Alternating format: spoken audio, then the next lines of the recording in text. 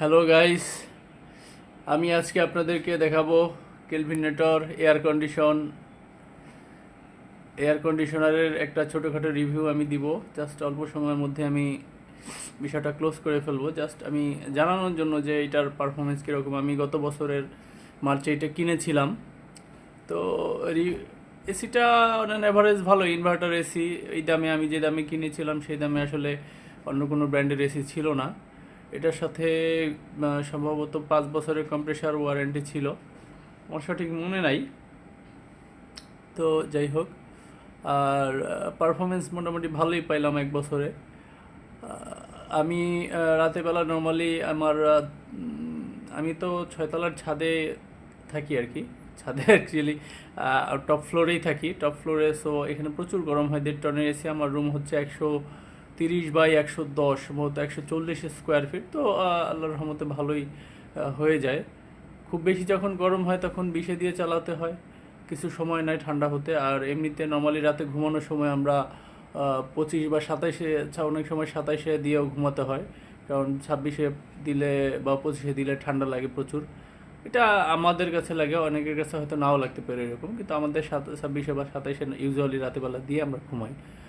খুব বেশি গরম যখন হয় তখনও। আর নর্মালি যখন একটু গরম কম হয় তখন 27-এ দিয়ে ঘুমানো হয়। এই তো। আর বিদ্যুৎ বিলের কথা বললে, এটাতে আমি দেখেছি 8 ঘন্টা, যখন খুব গরম, যখন 8 ঘন্টা আমরা রাতে ঘুমায় চালাই, 8 ঘন্টা চালানোর পরে এটাতে বিল আসছে। নর্মালি আমি হয়তো 500 টাকার মতো বিল দেই আমার। আর এসি লাগানোর পরে দেখা গেলো 2000 টাকার মতো বিল আসে। So as a inverter AC হিসাবে এটা ওকে, ইটস ওকে। আমার কাছে মনে হয় ঠিক আছে, বিলটা এরকমই হওয়া উচিত বা এরকমই আসবে। আর কুলিংটাও ভালোই লাগছে আমার কাছে। যে বিষয়টা একটু খটকা লাগছে সেটা হচ্ছে এটার এয়ার কন্ডিশনারের সাথে আমার মনে হয় যে ওয়ালটনের খুব একটা মিল আছে। ওয়ালটন থেকে রিব্র্যান্ডিং করতেছে কিনা এটা একটা ইস্যু। দ্বিতীয়ত রিমোটটা হুবহু ওয়ালটনের সাথে অনেকটাই মিলে যায়। আপনারা যদি দেখেন, আমি দেখাই আপনাদেরকে রিমোটটা। এই যে রিমোট, সো রিমোটটা ওয়ালটনের সাথে মিলে যায়। আর এই তো, অনেক ফাংশন আছে। টার্বোটা আমি জানি না, মাঝে মধ্যে কাজ করে, মাঝে মধ্যে কাজ করে না, ম্যাক্সিমাম টাইমই কাজ করে না, কী সমস্যা। আদারওয়াইজ হেলথের বাটনটা কাজ করে না।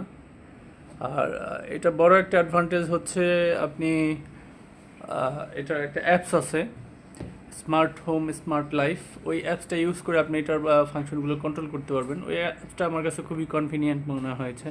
ওয়াইফাই আছে এটাতে, ওয়াইফাই দিয়ে অ্যাপসটা কানেক্ট করলে আপনার মোবাইল দিয়েই আপনি যে কোনো জায়গা থেকে এসি চালাতে পারবেন, বন্ধ করতে পারবেন, টেম্পারেচার কন্ট্রোল করতে পারবেন। এটা একটা ভালো, খুবই উপকারী অ্যাপস আমার কাছে মনে হয়।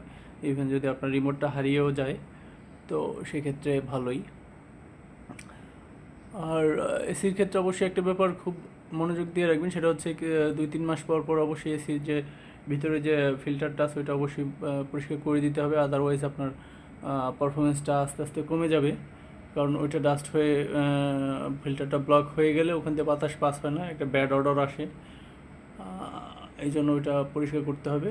এই তো, আমি 1.5 বছর হলো চালাচ্ছি, এখনও পর্যন্ত ভালোই পারফরমেন্স দিচ্ছে। এই প্রাইস রেঞ্জে আসলে অন্য কোনো ব্র্যান্ডের কোনো এসি, ইনভার্টার এসি পাওয়া যাচ্ছিল না তখন। আমি সনি র্যাঙ্কস থেকে কিনেছি, যদিও আমার কাছে এটা একটু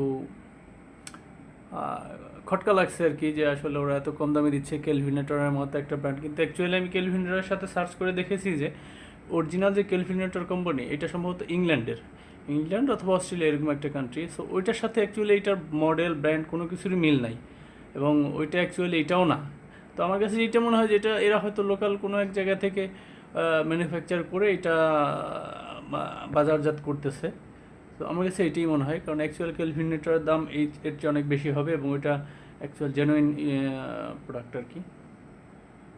আর ইউজুয়ালি আমাদের খুব গরমের সময়, বললামই তো, রাতে ঘুমানোর সময় 26-27, আর এমনিতে নর্মালি 20।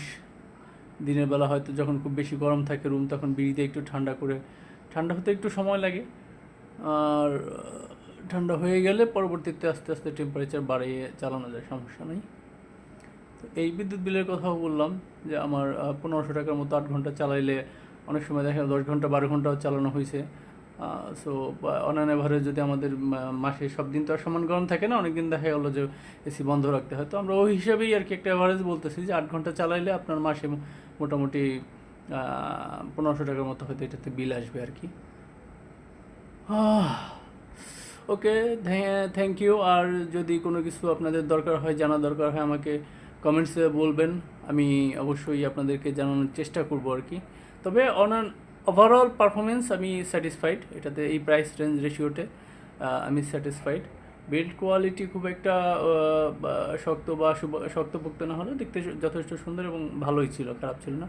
আউটডোর ইউনিটটাও ভালো, আমার কাছে ভালোই মনে হয়েছে। তো এই ঠিক আছে, থ্যাংক ইউ আপনাদেরকে, আল্লাহ হাফিজ।